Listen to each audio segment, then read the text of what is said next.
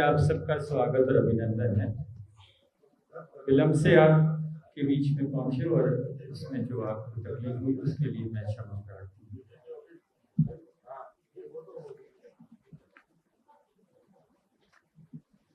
मैं भारत की अर्थव्यवस्था और भारत के साथ साथ भारत गणराज्य में राजस्थान राज्य की अर्थव्यवस्था के स्वरूप में कुछ बात आपके बीच में प्रस्तुत करने की चेष्टा करूंगा। मेरी अभिव्यक्ति का सारांश भारत की अर्थव्यवस्था की गति, उसकी स्थिति, उसके लक्ष्य तक केंद्रित रहेगी। उसके उपरांत अगर आपके मन में कोई प्रश्न हो तो आप जरूर पूछिएगा। भारत की अर्थव्यवस्था के संबंध में भारत की सरकार का अपना नेतृत्व के माध्यम से और वित्त मंत्री के माध्यम से विस्तृत ब्यौरा बजट के अभिलेखों के माध्यम से आपके बीच में सार्वजनिक हुआ है। पूरा संसार में ये विदित है कि हम 5वीं अर्थव्यवस्था के पायदान पर पहुंच गए हैं और 1 बरस के बाद में हम 4थी पे आ जाएंगे। 4थी के बाद में शायद सुनिश्चित है कि हम जो कम हमारा है, हम समय से पहले 3री अर्थव्यवस्था में अपना स्थान बना दें। राजस्थान की अर्थव्यवस्था में भी इसी प्रकार की विकास की गति देखने को मिलती है।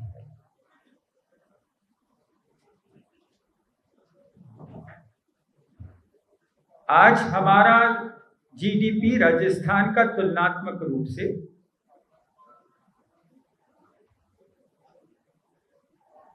19,98,000 है। मैं 20 लाख का आंकड़ा करता हूं। लक्ष्य हमारा ये है कि हमारे सरकार के कार्य अवधि में ये 350 बिलियन डॉलर तक चला जाए, यानी आधे से ज्यादा हम कवर कर चुके हैं।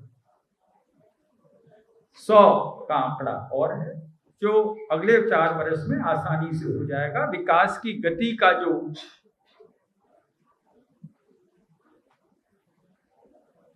अभिलेखा हमारे सामने है वो हमें इस बात के लिए आश्वस्त करता है।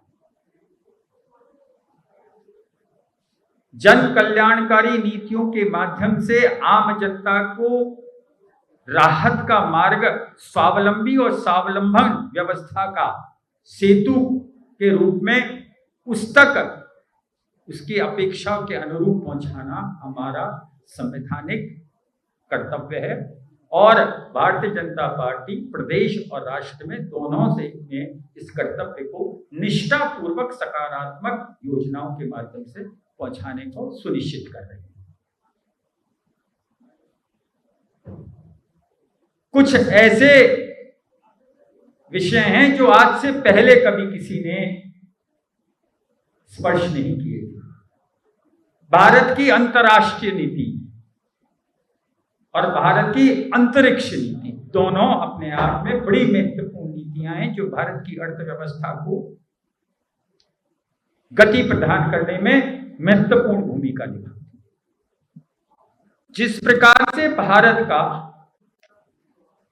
विकसित देशों के साथ में बराबर का रिश्ता कायम हुआ है, ये स्वाभिमान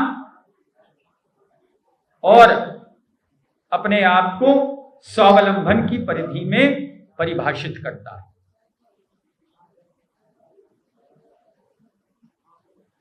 हमारे वैज्ञानिकों के माध्यम से जिस प्रकार से अंतरिक्ष स्तर में, जिसको हम स्पेस कहते हैं, स्पेस के इकोनॉमिक व्यवस्था के अंदर जिस प्रकार से हमने अपना फुटप्रिंट छोड़ा है, ये सिर्फ चंद्रयान तक सीमित नहीं है और मंगलयान तक खत्म नहीं हो जाएगा। जिस प्रकार से इसके अंदर हम प्रगति कर रहे हैं और एकमात्र ऐसा राष्ट्र है जो अंतर्राष्ट्रीय स्तर पर जिस प्रकार का स्पेस के इकोनॉमी में कॉमर्स का इस्तेमाल होता है, इकोनॉमिकली जितना व्यवस्थित भारत के इसरो है उसके तुलना में बाकी कई गुना ज्यादा महंगे व्यवस्था को अंजाम देते हैं।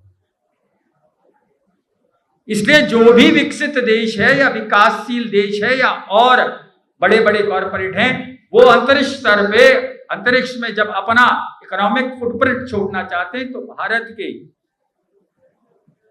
अंतरराष्ट्रीय इकाई इसरो पर आकर और उनका उपयोग करते हुए उस सर्विसेज के माध्यम से वो अपनी व्यवस्था को अंजाम देते हैं। इसलिए मैं ये कह सकता हूं कि नासा में जितना पैसा लगता है एक अंतरिक्ष को ले जाने में, उसका 1/10वें हिस्से से इसरो के यहां से श्रीहरिकोटा से सैटेलाइट स्थापित हो जाता है। अगर इस पर किसी को कोई संशय है तो वो मैं विस्तार से कभी आपको ऑफ द रिकॉर्ड बताऊंगा कि कहां कहां तकनीकी अंजाम हम दे सकते थे आज से 40 बरस पहले, लेकिन उसकी कमर्शियल वायबिलिटी का हमने कोई सूत्रपात नहीं किया। इसलिए आविष्कार भारत में जरूर हुआ लेकिन उसका इकोनॉमिक रिटर्न हमको ना मिला। आज भारत की सरकार इस व्यवस्था को सुदृढ़ भी कर रही है, विकसित भी कर रही है, और जिसको हम कहते हैं इमर्जिंग फील्ड्स के अंदर जो जो हमारे पास में और भारत को विकास कराने के क्षेत्र हैं उसमें अग्रणी भूमिका है। इसके अलावा पहली बार आपको सुनने को मिला होगा कि भारत स्मॉल न्यूक्लियर रिएक्टर्स भी आने वाले हैं। आज से पहले न्यूक्लियर रिएक्टर्स बड़े पैमाने पे लगते थे, बहुत खर्चीले होते थे। अब भाभा एटॉमिक रिसर्च इकाई ने स्मॉल भारत न्यूक्लियर रिएक्टर का इजहार किया है, और हमारी न्यूक्लियर जो पॉलिसी आ रही है उसमें हमने इसमें प्राइवेट पार्टिसिपेंट, लेकिन सिविल न्यूक्लियर एनर्जी के प्राइवेट पार्टिसिपेंट के लिए हमने उस व्यवस्था कर ली। और 2010 में जो एक गतिरोध पैदा हुआ था न्यूक्लियर सिविल लायबिलिटी का, वो 2025 के जनवरी में यूएसए के सेक्रेटरी ऑफ द स्टेट ने आकर भारत का, जिसमें भारत एटॉमिक प्लांट का रिसर्च ऑर्गेनाइजेशन, उसके अंदर टाटाज और तीसरा हमारा एक और था, तीनों को Indira Gandhi research nuclear research institute, इन तीनों को जो एंटिटी लिस्ट में डाल रखा था उस एंटिटी लिस्ट से बाहर कर दिया। इससे अब भारत की अर्थव्यवस्था में न्यूक्लियर टेक्नोलॉजी का और न्यूक्लियर टेक्नोलॉजी और न्यूक्लियर एनर्जी का जो गति मिलती है उसको संपूर्ण रूप से अब हम व्यवस्थित कर सकते हैं, उसमें अब कोई गतिरोध नहीं है। राजस्थान की सरकार का अपेक्षित स्वरूप में जिस प्रकार से 2 बजट से उन्होंने अपनी कटिबद्धता आम जन को लाभ पहुंचाने के लिए करी है, उसमें चाहे किसान सम्मान निधि की वृद्धि हो, चाहे आधारभूत व्यवस्था के अंदर निवेश हो, या अन्नदाता के खेत तक और आम ग्रामीण जन के घर तक शुद्ध जल को सुनिश्चित करने की योजना हो, यह अपने आप में एक महत्वपूर्ण निर्णय है। और निर्णय ना लेकर निर्णय के साथ साथ इसको धरातल पर उतारने का इंतजाम भी किया है। और पहली बार राजस्थान की 3 ऐसी जल परियोजनाएं, चाहे वो यमुना की हो, चाहे वो चंबल की हो, चाहे वो साबरमती की हो, राष्ट्रीय परियोजनाओं का अंग बन चुकी। इसलिए एक विकसित भारत की पृष्ठभूमि में विकसित राजस्थान की व्यवस्थाओं को सुसज्जित कर सुदृढ़ करने का जो संकल्पित आचरण वर्तमान भजनलाल जी की सरकार ने प्रस्तुत किया है, हम उसका स्वागत करते हुए उस विमोचन को अपना संकल्प के रूप में राजस्थान की मतदाता और राजस्थान की जनता के अपेक्षा के अनुरूप उनकी व्यवस्थित छवि को सुसज्जित करने का उन्होंने कार्य किया है। मैं यही बात कहकर अपनी बात को विराम देता हूं। बहुत बहुत धन्यवाद। अंतरिक्ष पॉलिसी 2023 में आई। We never had a space policy. Space policy was formed in 2023. It was seen. अब ये इतना बड़ा पैमाना है कि आज की तारीख में आपको ये डिफेंस का भी एक पूरा स्वरूप बदल रहा है। How without using human component हम डिफेंस की व्यवस्था को अंजाम देते हैं, कैसे विकसित देश इस चीज को कर रहे हैं। तो space is the only place. अगर हमने इसमें अग्रिम भूमिका निभा ली और कमर्शियली वायबिलिटी हमने पैदा कर दी, तो वो हमारी तरफ ज्यादा है। कैलकुलस हो, ट्रिग्नोमेट्री हो, अलजेब्रा का आविष्कार तो भारत में हुआ था, लेकिन यूरोप ले गया ना उसको। वो बात, वो घटना दोबारा ना घटे भारत के साथ, ना घटे, क्योंकि उस वक्त भारत की आजादी पर की व्यवस्था नहीं थी जब ये सब कुछ हो रहा था। इसलिए टेक्नोलॉजिकली एडवांसमेंट हमारे यहाँ से होने के बाद भी हमको उसका फायदा नहीं मिल रहा था। आज आजाद भारत में ये पहला अवसर आया है 2 क्षेत्र में, न्यूक्लियर एनर्जी में एंड स्पेस में, where we can be one of the forerunners, इसको कहते हैं ना, हम we can be the pioneers.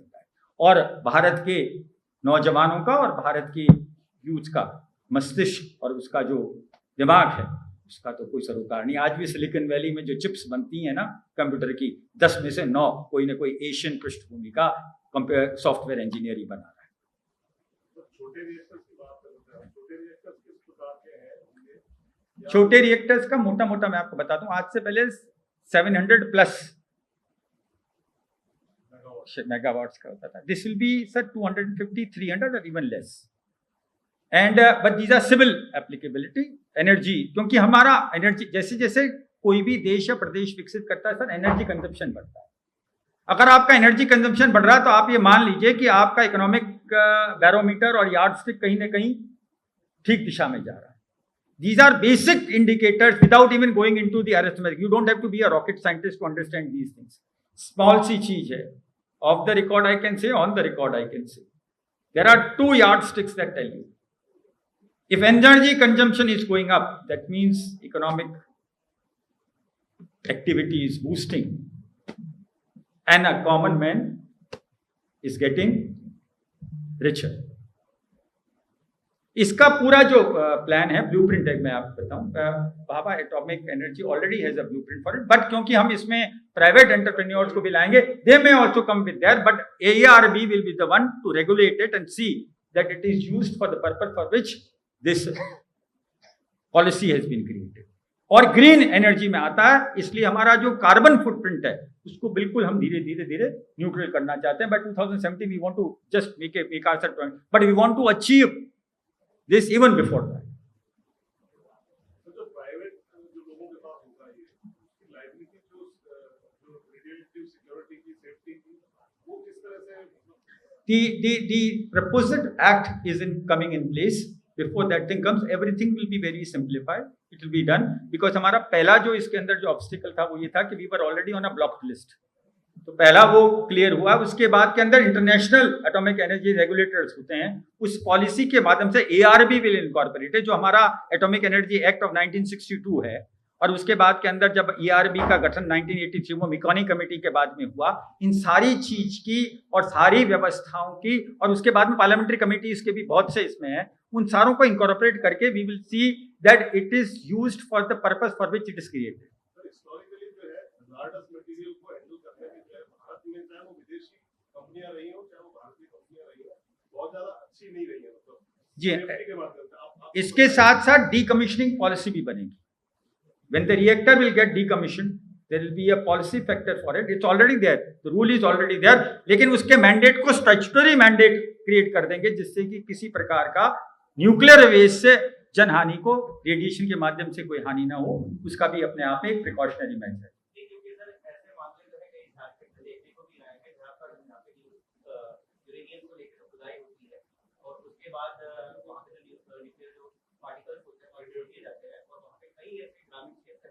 जहाँ पर लोग विज्ञान पैदा हो रहे हैं, उनको किसी भी प्रकार का सरकार के लिए सिक्योरिटी नहीं provide. That's at the mining level.